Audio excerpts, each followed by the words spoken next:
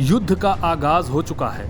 दुनिया का शक्तिशाली देश रूस अब आर पार की लड़ाई के मूड में आ गया है। रूस ने यूक्रेन पर ऐसे तेज तर्रार हमले किए कि डिफेंस एक्सपर्ट के युद्ध नहीं छिड़ने की अटकलों से लेकर बड़े बड़े देश जिसमें अमेरिका भी शामिल है, उनकी भी बड़ी बड़ी बातें और धमकियां धरी की धरी रह गईं।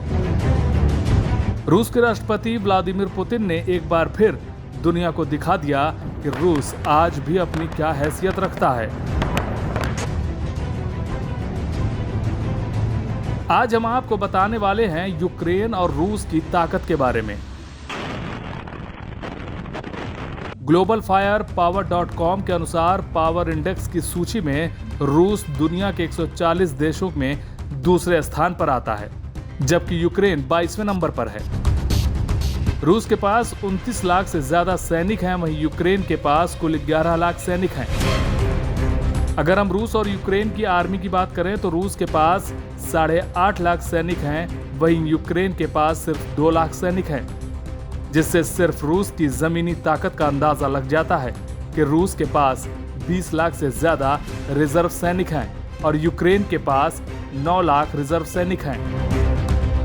रूस के पास हवाई ताकत में लड़ाकू हेलीकॉप्टर सबसे ताकतवर माने जाते हैं, फिर चाहे Mi-8 हेलीकॉप्टर हो या कामोव Ka-27 का नाम। दुनिया रूस की ताकत का लोहा मानती है। वहीं जहाजों की ताकत की बात करें तो रूस के पास 4173 जहाज है, वहीं यूक्रेन के पास सिर्फ 318 जहाज है। दोनों देशों में हवाई ताकत की भी बहुत जोर आजमाइश शुरू हो चुकी है, जिसमें रूस की ताकत दुनिया ने देखी है। रूस की हवाई ताकत और मशीनरी की दुनिया कायल है। रूस के पास 772 हवाई जहाज हैं और यूक्रेन के पास सिर्फ 73 हवाई जहाजों का बेड़ा है।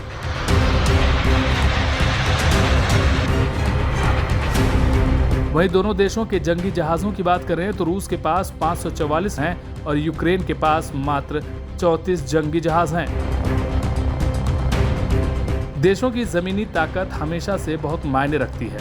देश की सेना कितनी मजबूत है या कितनी कमजोर, वो उसके आधुनिक हथियार से पता चलता है, जिसमें सबसे बड़ा नाम आता है टैंक्स का। तो रूस के पास सबसे ज्यादा 12,420 और यूक्रेन के पास लगभग 2,500 टैंक्स हैं। लेकिन यूक्रेन इससे निपटने के लिए अमेरिका से ली गई टैंक रोधी मिसाइलों से खुद को लैस कर रहा है। यूक्रेन को दिसंबर से अब तक सैकड़ों भाला मिसाइलें दी जा चुकी हैं, जिससे यूक्रेन की सेना को रूसी टैंकों को निशाना बनाने में मदद मिलेगी। यह एक man portable fire and forget anti tank missile है, जिसका अर्थ है कि एक सैनिक इसे अपने कंधे से फायर कर सकता है और इसकी स्वचालित इंफ्रारेड मार्गदर्शन प्रणाली ऊपर से टैंकों को लक्षित करेगी, जो कि किसी भी टैंक का सबसे कमजोर हिस्सा है।